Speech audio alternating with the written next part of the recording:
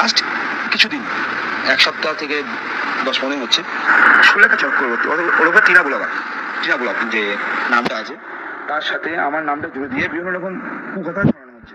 আমাদের দেশেও কিছু ইউটিউবারদের কথা বলছি। তো আমি বিগত 10 মাস আগে থেকে এই কথাটা বলে যাচ্ছি, আমি দেখে নেবো, আমার মতন ভাবে দেখে নেবো।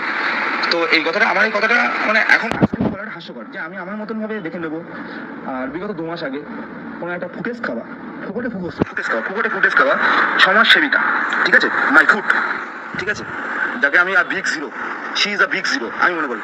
আর আপনি এই মেসেজটা পাবেন, আপনি করতে পারলে, আপনার ক্ষমতা থাকলে, লোকে বলে যে আমরা এত পাওয়ার, তাহলে আপনি আমাকে 1 দিন 2 দিন 3 দিনের মধ্যে কিছু করতে পারবেন।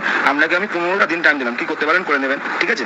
আমি এখনো 2 মাস ধরে চুলটুলো কাটছি না, ঠিক আছে।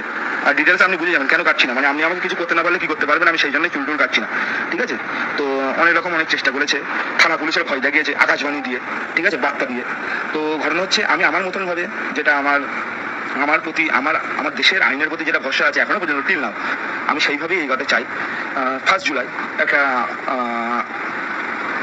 মানে আমাদের দেশে একটা নীতি হয়েছে, যেটা পাস হয়েছে কেন্দ্র সরকারের তরফ থেকে, সেটা হচ্ছে আইপিসি আর সিআরসিসি বাতিল হয়েছে, ঠিক আছে। তো যেটা যে আইন সম্পর্কে জানে সেটা জানে, বিএনআর চালু হয়েছে। তার এগেনস্টে সোশ্যাল মিডিয়ায় কী ব্যাপার, তো যে আমাকে বিকৃতভাবে ডেকে আসছে, এই নামটা আমারই কিনা, কেন কিনা, ঠিক আছে, সে যত বড় ব্লগার হোক, ঠিক আছে, আর যত বড় কন্ট্রোভার্সি ক্রিয়েটার হোক, ঠিক আছে, যত বড় কন্টেন্ট ক্রিয়েটর হোক, আইনের পর থেকে তাকে যদি ঠিক মতন শাস্তি দিতে পারে তো খুবই ভালো। না হলে আমি আমার সম্মান বাঁচানোর জন্য আর আমার বাবা মার সম্মান বাঁচানোর জন্য যত দূর যেতে হয়, যদি আইন যদি অবলক হয়ে যায় তা আমি যাবো। এটা যদি মনে করে কেউ যদি তার পক্ষে থ্রেট হিসেবে নিতে পারে, আর কেউ যদি মনে করে যে কেউ এটা তার পক্ষে সাবধানী বার্তা হিসেবে নিতে পারে, ঠিক আছে, আমি আমার মতন আইনের মানে যেটা আমি যে পথে যাচ্ছি সেই পথে যদি আমি তাদেরকে আমার স্যাটিসফাইড হই, হ্যাঁ আমি আমার উপযুক্ত, মানে যেটা আমি যোগ্য, তার মানে যোগ্য আমি ন্যায় বিচার পেয়েছি, আমি স্যাটিসফাইড, ইটস ওকে। বাট হ্যাঁ, আমি শুনতে সরকার অনেকেই, ঠিক আছে। তারপরে যেহেতু আমি একটা ছেলে, তো আমি 3 জনের সংসার, আমি আমার বাবা মা, তো আমি ডিপ্রেশনে চলে গেছি। আমার বাবা মা আমাকে দেখে তারা আজকে ডিপ্রেশনে চলে গেছে। তো একটা সন্তান হিসাবে আজকে আমাকে ছোট থেকে বড় করেছে আমার বাবা মা, কেন কি বড় হয়ে আমার সন্তান আমাকে দেখবে, ঠিক আছে। তা আজকে বড় হয়ে যদি আমার জন্য আমার বাবা মা, আমার বৃদ্ধ মা যদি ডিপ্রেশনে চলে যায়, তাহলে তাদেরকে বাঁচানোর জন্য যদি যে পন্থা অবলম্বন করতে হয় সে পন্থা অবলম্বন করবো। আর আমি যেটা বলছি যে কন্ট্রোভার্সি ক্রিয়েটার আমার মানে নলেজে আছে, তাদের কার চাকদাই বাড়ি, কার বালিগঞ্জে বাড়ি, কার কৃষ্ণনগর বাড়ি, কার কোথায় কি বাড়ি, সবই আমি জানি, ঠিক আছে, সবই আমি জানি, ঠিক আছে। তারপরে ব্যাপারটা আমি আমার মতন বুঝে নেবো, ঠিক আছে, কারণ লোকে তো অনেক কিছুই করে বাবা মার জন্য। তা আমি আমার বাবা মার সম্মান বাঁচানোর জন্য এটুকু করতে পারবো না? মানে কথাই বলে না থাকলো বাঁশুরি, বাঁশি যদি না থাকে তাহলে সুরটা কি করে বেরোবে? যদি আইন যদি আমাকে সহযোগিতা না করে তাহলে কি করতে হবে? আমার মতন পথ বেছে নিতে হবে। আমার বাবা আমাকে তো সুষ্ঠু জীবন দিয়ে দিতে হবে। আমার জীবনটা নয় শেষ হয়ে গেছে, শেষ করে দিয়েছে তারা। আমি যেখানে একটা মেয়ের সাথে সামান্য হোয়াটসঅ্যাপে চ্যাট করেছি, না তাকে কোনোদিন ফিজিক্যালি আমি সামনে থেকে দেখেছি, না সাথে কোনোদিন কথা বলেছি, তারপরেও এরকম নোংরামি জিনিসটা জুড়ে দিয়েছে। নোংরামি জিনিসটা যেখানে একটা পাবলিক ট্যুর হচ্ছে, সেখানে একজন কেন, আমার সাথে আরো 100টা মানুষ গেছিল, তাহলে 100টা মানুষটা কি তার সাথে জড়িত? 100টা মানুষের তো তার নিয়ে কথা হয়নি। ফ্যামিলি ট্যুর হয়েছিল, এলাকার ট্যুর, আমিও গেছি, আমার পরিবার গেছে, সেও গেছে, তার পরিবার গেছে, ইটস ওকে। তার থেকে কি প্রমাণিত হয়? আর কে কি প্রমাণ করতে চাই, আর কার ক্ষমতা থাকে আমার এই ভিডিওর প্রত্যুত্তরে, ঠিক আছে, ওই কে মুখ লুকিয়ে ভিডিও করে আমি তার কথা বলতে যাচ্ছি না, ঠিক আছে। দেশের কে আছে ভিডিও করে দেখাক, আমি আমার মতন দেখবো। যদি সেখান থেকে আমি আমার মতন জবাব না পাই, তাহলে আমি দেখবো কোথায় কি করতে হয়, ঠিক আছে। আমি ছেলে তো আমার সম্পর্কে অনেক নলেজ আছে, তাহলে সবাই জানে আমি কি বৃত্তান্ত, ঠিক আছে। আমার কাছের লোকজনের সাথে অনেকের যোগাযোগ আছে, তা আমি কিরকম কি মানুষ সেই অনেকের নলেজ আছে, তাহলে আমি কি আমার মতন দেখতে পারি না পারি সেটা আমার মতনই দেখবো।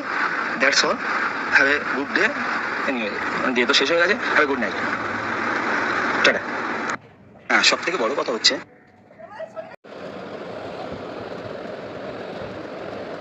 টুয়ারে হাম্মা দেখো, টুয়ারে হাম্মা দেখো। আমি আমার সোশ্যাল সাইডে একটা ভিডিও আমার ভয়েস দিয়ে ছেড়েছিলাম। আমি বলছি তোমার সমস্যা দাদা, মানে কাকে ইন্ডিকেট করেছিলাম, এটা হচ্ছে সুলেখা চক্রবর্তী, যিনি আছেন ইউটিউবার। তার যে মানে আইন পরামর্শদাতা, তিনি আমাকে বলেছিলেন যে এই করতে পারি, ওই করতে পারি, হ্যাঁ পারি, তা না পারি। আমি তার উদ্দেশ্যে এই কথা বলেছিলাম। ওমা, আমি আমি হাঁটবো সোশ্যাল সাইডে এসে আর কেউ গেলবে না? সব থেকে মানে যিনি যার ফুটেজ খাওয়া সব থেকে বেশি জরুরি তিনি এসে গিয়ে নিয়েছেন ওই যে ফুটেজ খাওয়া সমাজসেবিকা। আমিই করেছি, আপনি আমার করে উদ্ধার করে দিয়েছেন। আর 2.5 মাস ধরে এত করা করেছেন আর কি বলবো।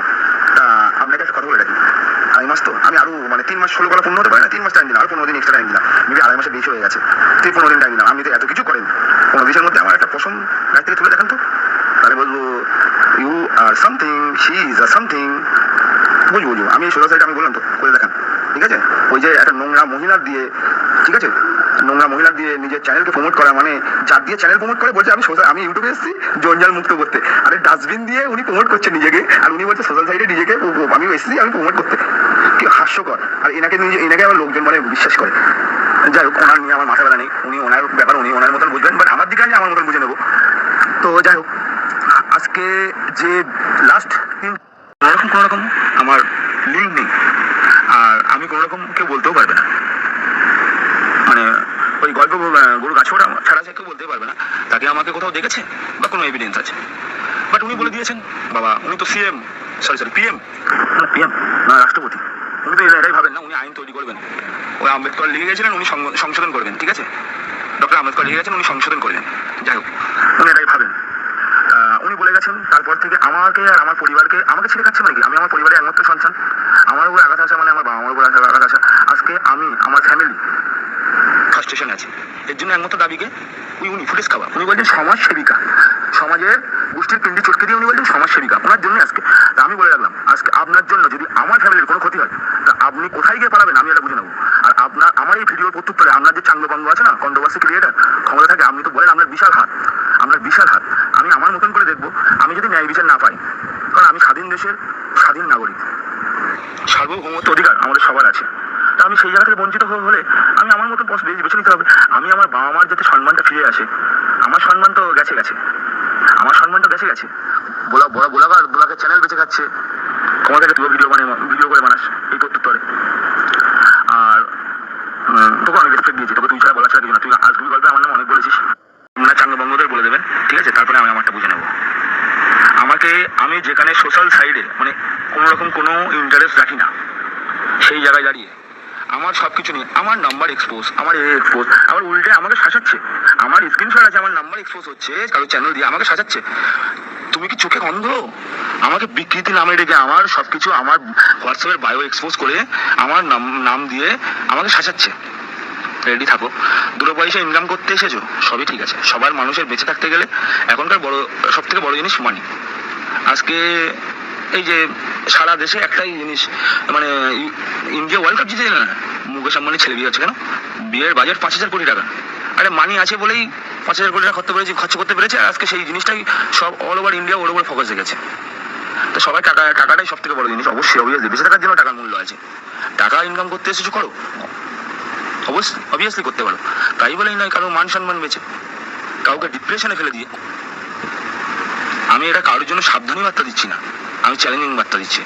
ক্ষমতা থাকে আমার এই ভিডিওর প্রত্যুত্তরে সে যেই হোক কত বড় হুনু হয়েছিস, ওই মুখ লুকিয়ে কে ভিডিও করে তার কথা বলছি না, কে ভিডিও আর মুখ লুকিয়ে ভিডিও করেছে ওর ঠিকুচি গোষ্ঠী আমার এখানে আছে,